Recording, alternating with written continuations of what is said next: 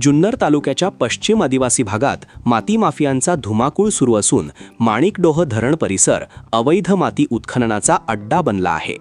4 JCBच्या सहाय्याने मोठ्या प्रमाणात मातीचे उत्खनन आणि वाहतूक रात्रंदिवस सुरू आहे.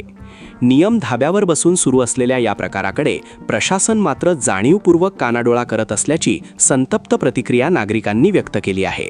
आता तरी प्रशासन जागे होऊन माती माफियांवर कारवाई करणार का, असा सवाल नागरिकांकडून उपस्थित केला जात आहे.